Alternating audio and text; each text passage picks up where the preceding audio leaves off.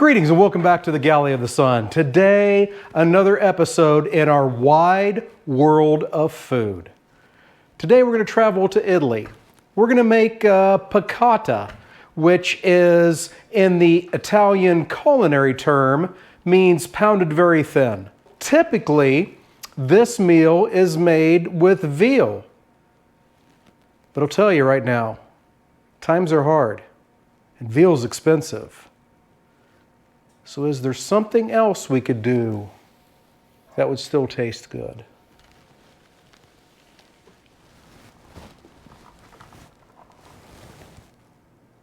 That's right.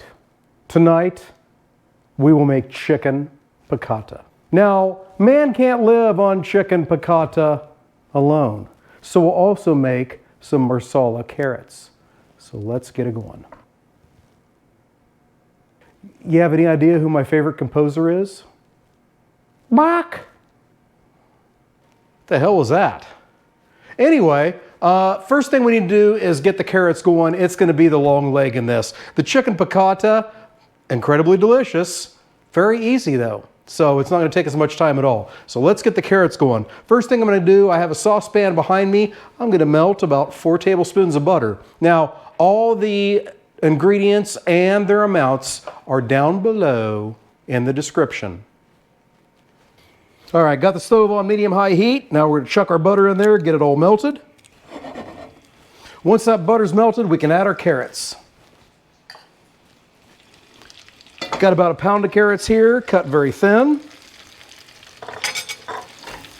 Get those in there, get them all coated with that fantastic butter. Then in with a teaspoon of sugar and a half a teaspoon of salt. Then in with a 1/4 cup of your favorite Marsala. Now we're going to add just enough water to get those carrots covered, get the lid on them, and let them simmer as we do the rest of our meal. All right, so the carrots Marsala are going now. Now let's make this chicken piccata. First of all, I got a baking sheet here. On that, I'm going to dump a cup of flour, about a half a teaspoon of salt and white pepper. We'll get that all mixed together. Okay, now you got some choices, okay? This meal is typically made with veal, so you can use some thin veal cutlets. Veal's very expensive though. Or you can use chicken, and then you have options. You can take your boneless, skinless chicken breast, butterfly it, get it real thin, put it between 2 pieces of parchment or wax paper, whack the crap out of it until it's about 1/4 inch thick.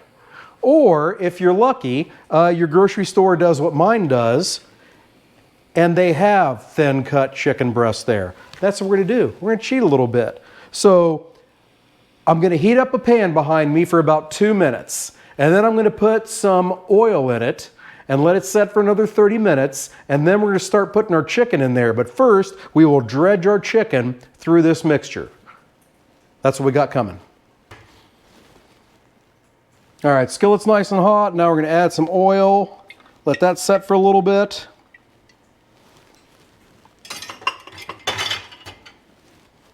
And we're going to do this in batches. So get our chicken dredged in the flour here. I think I can get 3 or 4 pieces in each batch. So we'll get those prepped. I like my chicken piccata over rice. So I got my rice cooking in my Ninja Foodie over here. All right, let's lay some chicken down.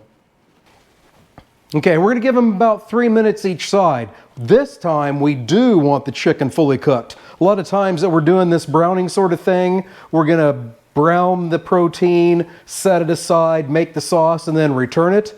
Oh, nay, nay, moose breath, not this time. That chicken is going to be by itself and then covered with the sauce. So we got to get it cooked all the way. But it is very, very thin chicken. So about 3 minutes per side is going to do what we need. All right, it's been 3 minutes. Give it a flip. Get the other side done.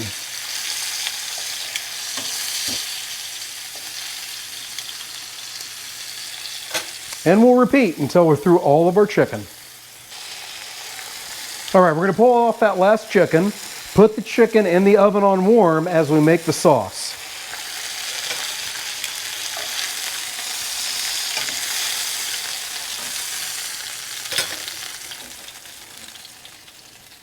an entire cup of dry sherry, about 4 tablespoons of capers, and the juice of half a lemon.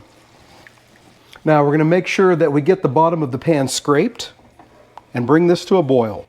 All right, got that boiling. Now we're going to turn it down to a simmer and let that go for about 3 minutes. All right, so we've been simmering for about 3 minutes. Now at this point, you can add 4 tablespoons of butter.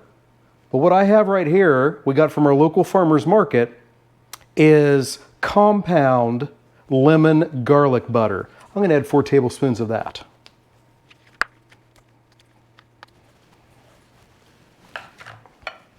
And we're going to add about 4 tablespoons of chopped Italian parsley.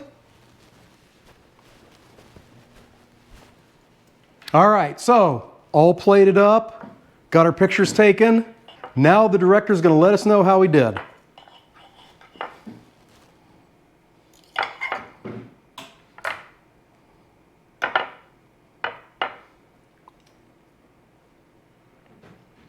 Oh, very good. Did you hear how she sounded surprised? Mm-hmm.